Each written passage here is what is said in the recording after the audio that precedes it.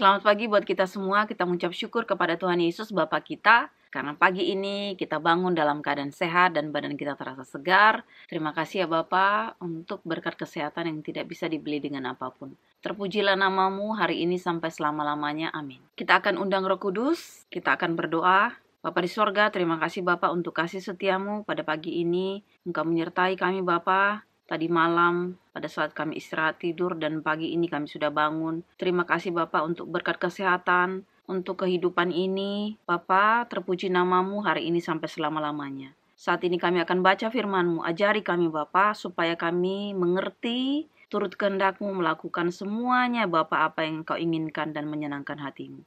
Terpujilah namamu ya Bapa, di dalam nama Tuhan Yesus, Juru Selamat dan Penebus kami. Amin. Silahkan kalian nonton untuk di video yang lalu di part 149 yang judulnya Murid-murid yang mengundurkan diri di Galilea. Jadi biar berurutan ya. Jadi untuk sekarang itu kita akan menyambung lagi ayatnya di Yohanes 6 ayat 67 sampai 71. Pengakuan Petrus. Ini sebenarnya udah ada pengakuan Petrus di buku atau di kitab lain. Tapi ini di judul ini, di bawahnya dia nggak ada nyambung ke Matius, Markus, dan Lukas itu. Tetapi di sini ada poin-poin juga yang baik buat kita ya. Ibaratnya message yang akan kita perdengarkan di sini. Jadi kita baca ayatnya, pengakuan Petrus. Maka kata Yesus kepada ke-12 muridnya, apakah kamu tidak mau pergi juga? Jawab Simon Petrus kepadanya, Tuhan, kepada siapakah kami akan pergi? Perkataanmu adalah perkataan hidup yang kekal, dan kami telah percaya dan tahu bahwa engkau adalah yang kudus dari Allah. Jawab Yesus kepada mereka, bukankah aku sendiri yang telah memilih kamu yang 12 ini? Namun seorang di antaramu adalah iblis. Yang dimaksudnya ialah Yudas anak Simon Iskariot, sebab dialah yang akan menyerahkan Yesus. Dia seorang di antara ke-12 murid itu. Jadi cerita ini sangat berkaitan ya. Pada saat Yesus mempunyai banyak sekali murid-murid, kemudian sewaktu Yesus menyatakan dirinya bahwa dia adalah roti hidup, banyak orang yang kecewa. Apalagi Yesus mengatakan dia dari surga, dia anak Allah. Jadi banyak orang kayak gak percaya, bukankah dia Yesus anak Yusuf dan Maria yang tukang kayu itu, yang kita kenal. Kenapa dia katakan dia adalah anak Allah yang dari surga?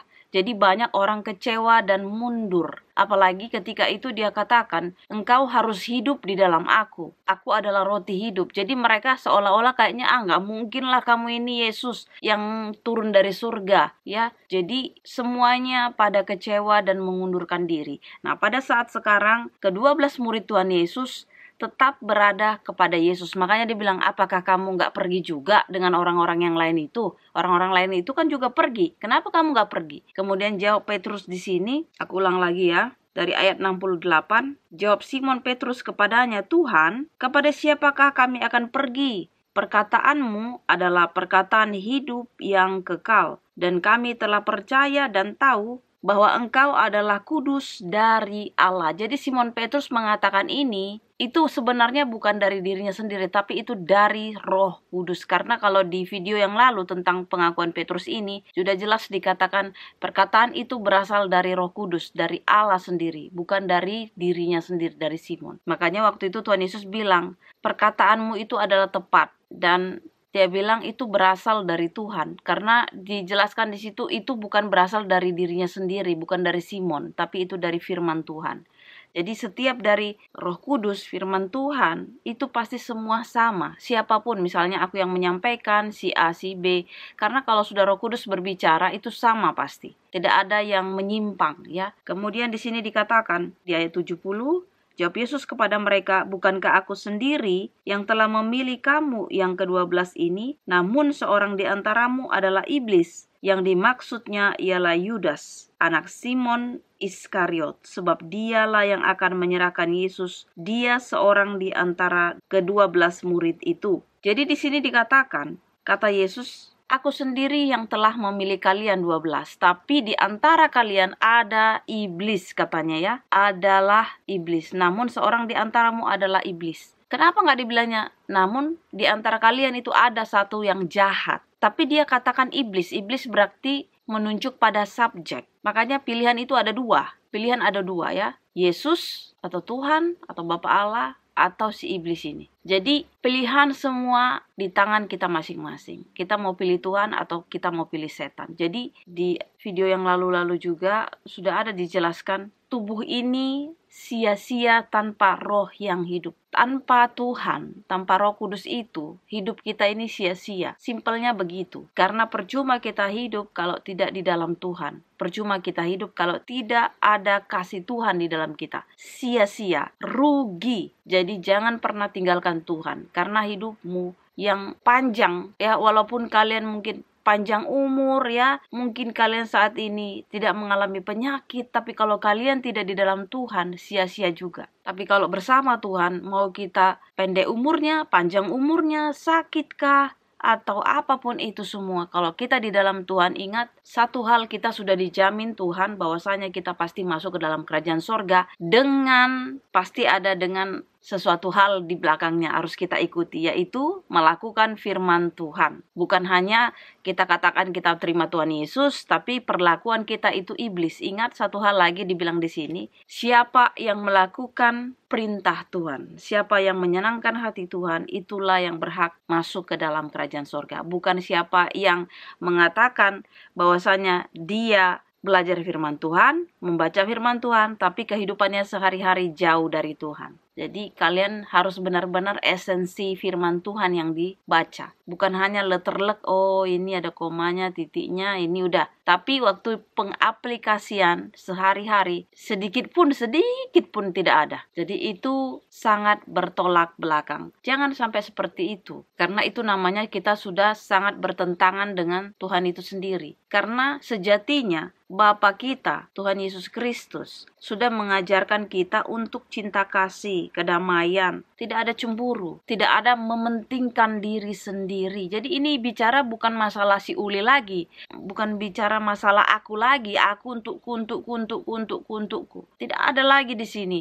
Yang ada adalah sama-sama. Yang ada adalah mementingkan kebersamaan, bukan untuk diri sendiri, bukan keegoisan. Karena Tuhan sendiri, dia nggak mementingkan dirinya. Waktu dia ke dunia ini, dia mati di kayu salib. Bahkan dia pun lahirnya bukan di tempat yang terhormat, di kandang domba. Kemudian dia pun tinggal seperti yang lalu itu, aku mungkin seperti kayak mengingat waktu dulu kejadian kehidupan keluarga kami. Ya, boleh dibilang itu miskin ya. Tapi satu hal yang aku ingat, kami sekolah, tetap sekolah. Jadi waktu itu rumahnya udah kecil, banjir lagi ya. Habis itu kita jadinya tidurnya duduk di atas meja gitu. Jadi tidurnya duduk kayak gini. Nanti pagi-pagi udah sakit lah itu punggung itu. Tapi di sini yang aku katakan adalah penyertaan Tuhan itu sempurna ya. Hari demi hari, walaupun kita maksudnya nggak semuanya mulus. Tetapi kalau di dalam Tuhan itu, semuanya kita dimampukan menghadapi apapun ya,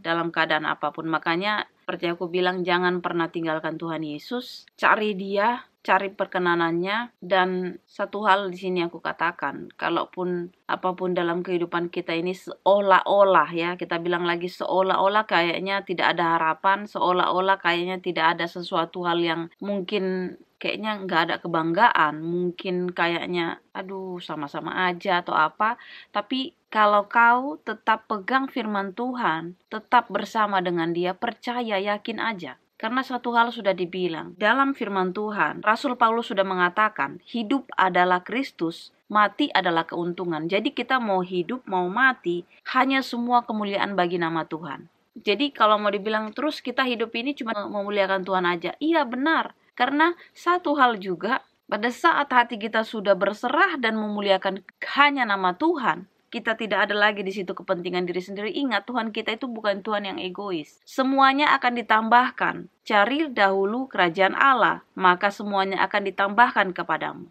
Jadi, ketika kita sudah menyerahkan diri kita sama Tuhan, ketika kita sudah menerima Dia, tidak mau mementingkan diri kita ini sendiri lagi, Tuhan kasih kok berkat itu. Kita nikmati kok, kita syukuri ya. Dari artinya di sini, bukan hanya kita fokus kepada materinya itu aja. Karena kalau kalian atau kita fokus hanya kepada materi itu, ketika nanti sesuatu hal terjadi, kita oleng kapalnya. Ibaratnya diri kita itu kayak udah chaos jadinya. Tetapi beda pada saat kita bergantung hanya kepada Tuhan Yesus Bapa kita itu, ketika kita pun mau bahagia atau misalnya dapat berkat, ataupun sebaliknya, di luar dari ekspektasinya kita, di luar dari keinginan kita. Tapi yakinlah pada saat Tuhan masih bersama dengan kita, dalam artian kita tidak di luar Tuhan, semuanya akan dipulihkan. Karena pekerjaan Tuhan itu nggak main-main. Karena aku sudah rasakan itu. Yang mau aku kasih tahu kepada kita di sini semua adalah cari perkenanan Tuhan, senangkan dulu hatinya dia. Kan sudah dibilang cari dahulu kerajaan Allah, cari dahulu kerajaan Allah. Kerajaan Allah itu adalah melambangkan Bapa itu, Tuhan Yesus kita itu, Bapa Allah itu. Karena kalau kita sudah mencari itu dulu, kita sudah tidak ada lagi kedagingan ini. Kita sudah tidak memikirkan diri seperti,